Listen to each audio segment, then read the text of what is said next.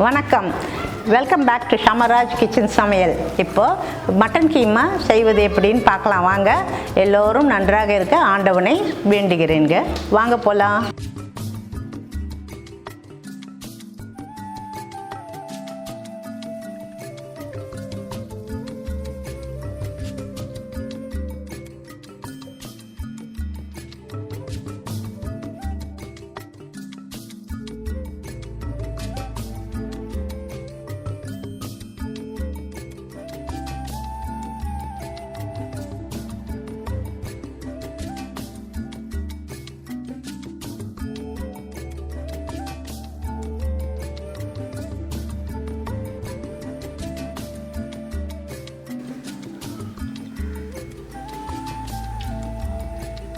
இந்த mutton கைமாக்குங்க minced மீட்டுங்க கொந்திக்கறி 100 gram எடுத்து வச்சுருக்கேங்க. இது 2 பெரிய வெங்காயம் சிறுவை அரிஞ்சு வச்சுருக்கேன். சோம்பு பொடி பண்ணி வச்சுருக்கேங்க 2 ஸ்பூன்.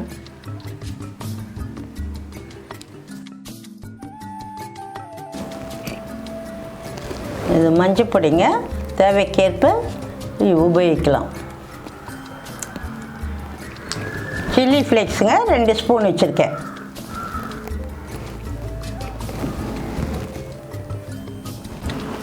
உப்பு தூளுங்க தேவைக்கேற்ப உபயோகிச்சுக்கலாம்.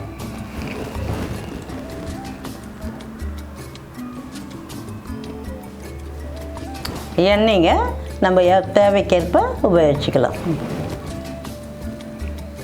இந்த மட்டன் கீமாக்குங்க ஸ்டவ்வை ஆன் பண்ணி ஒரு கடாய் போடுவோம், சின்ன கடாய் போடுறேங்க. போட்டு அதில் இந்த மின்ஸ்டு மீட் இருக்கு இல்லைங்களா, கொந்திக்கறி, அதை வந்து அதில் போட்டுருங்க. போட்டுட்டு அதுக்கு மேலே ஒரு 1/2 ஸ்பூன் மஞ்சள் பொடி போதுங்க. போட்டுட்டு கொஞ்சமாக தண்ணி விடுங்க, ரொம்ப தண்ணியே விடக்கூடாது, அவ்வளோ போதுங்க. போட்டுட்டு இது வந்து பாதி வெந்தால் போதுங்க. இப்போ மூடிடுறேங்க. 3 to 5 மினிட்ஸ் வெந்தால் போதுங்க. ஏன்னா ரொம்ப வேகக்கூடாது, ஒன்றும் அப்படியே கொரன்னு இருக்கணும். ஒரு 3 to 5 மினிட்ஸ் பொறுத்து இறக்கிடலாங்க.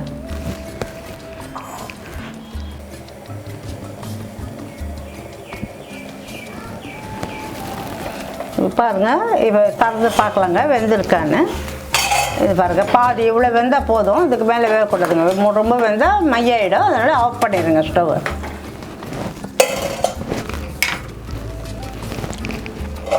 இந்த வெந்த இதை கறியங்க இதை ஸ்ட்ரெயின் பண்ணிக்கலாங்க.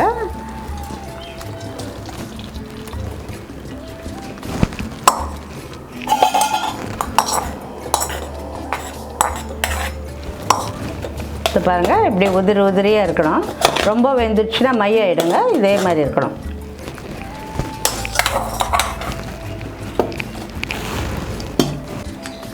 மறுபடியும் ஸ்டவ்வை ஆன் பண்ணுவாங்க. ஆன் பண்ணி ஒரு கடாய் போடுவாங்க. கடாய் காஞ்சிடுச்சுங்க. ஒரு 2 கரண்டி எண்ணெய் ஊற்றுறாங்க. 2 இன்னொன்று கூட 3 ஊற்றுறேங்க. 3 கரண்டி எண்ணெய் ஊற்றிருக்கேங்க.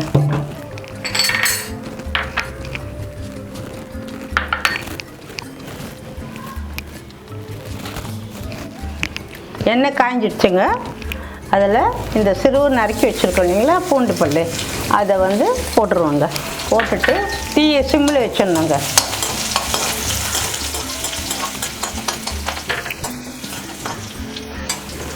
வச்சுட்டு இப்போது இந்த ஸ்டேஜில் ஒரு 2 ஸ்பூன் சில்லி ஃப்ளேக்ஸ் போடுறேங்க.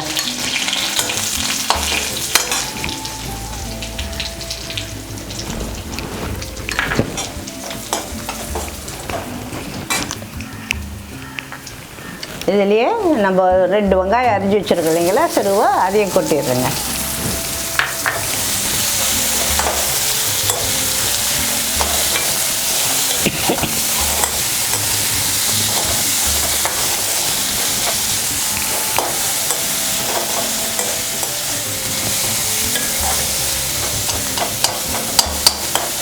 இந்த வெங்காயம் வதங்கட்டுங்க. அதுக்காக கொஞ்சம் பாதி சால்ட் போட்டுருங்க. இப்போ அப்புறம் பாதி சால்ட் போடலாங்க.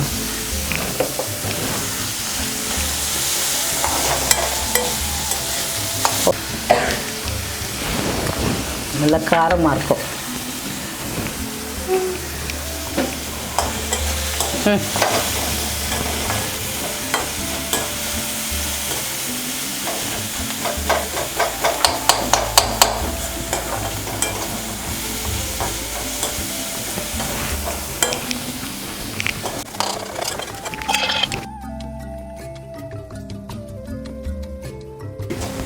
பாருங்கள், வெங்காயம் முக்கா வெந்துடுச்சுங்க. நல்லா வதங்கெடுத்து இந்த ஸ்டேஜில் இந்த கைமா வச்சு பண்ணிச்சிருக்கோம் இல்லைங்களா, அதை உதிரி உதிரியாக கையில் போடணுங்க. எடுத்து பாருங்கள், பாதி தான் வெந்திருக்கு. அப்படியே ரொம்ப வெந்துருச்சுன்னா நல்லா இருக்காது. அதனால் பாதி தான் வேகணும். இதில் கொஞ்சம் வதங்கி வேகுங்க.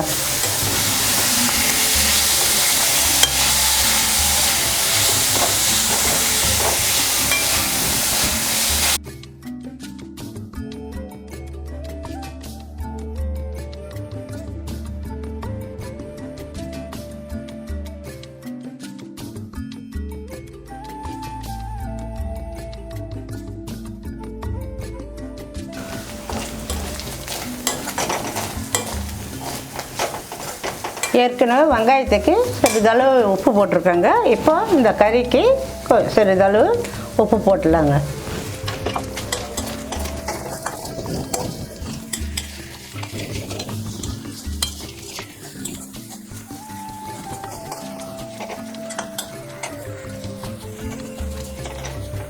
இது சவக்கட்டும் கொஞ்ச நாள் சவக்கட்டும்.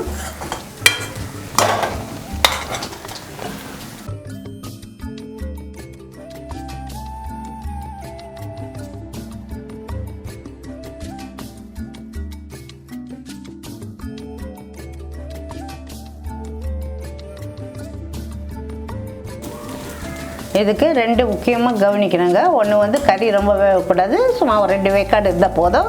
ரெண்டாவது இது சிம்மில் வச்சு செஞ்சால் தான் உங்களுக்கு நல்லா இப்படி ஒட்டாமல் கடாயில் ஒட்டாமல் வரும். இப்போ இந்த ஸ்டேஜில்ங்க நான் சோம்பு தூள் பண்ணி வச்சுருக்கேன் பாருங்க. இதுதான் ஆட்ஸ் ஃப்ளேவருங்க அதுக்கு. அதனால் அது ஒரு 2 ஸ்பூன் போட்டுங்க. இதை சிம்மில் வச்சு கொஞ்சம் சவந்த உடனே நமக்கு தேவைப்படும் போது எடுத்துக்கலாம். அது வரைக்கும் இருக்கட்டுங்க.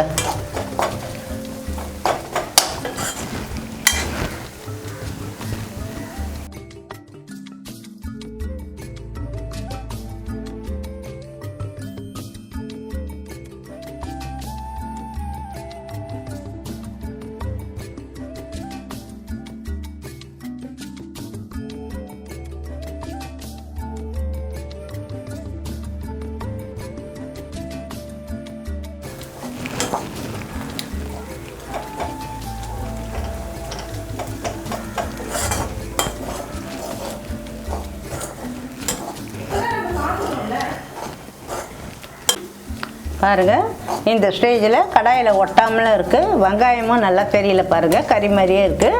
இதுதாங்க பக்குவம். இப்போ இறக்கிடணுங்க. இப்படி எடுத்து போட்டால் உதிரி உதிரியாக வருது இல்லைங்களா, இதுதான் பொடி மாசு.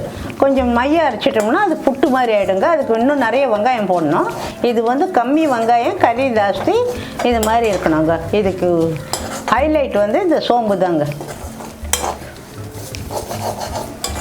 இப்போ நிறுத்திடலாங்க, முடிஞ்சு போச்சுங்க. இப்போ மட்டன் கைமா ரெடிங்க. ஸ்டவ் ஆஃப் பண்ணியாச்சுங்க. இது வந்து ஒரு சாமானுக்கு ட்ரான்ஸ்ஃபர் பண்ணிடுவோங்க.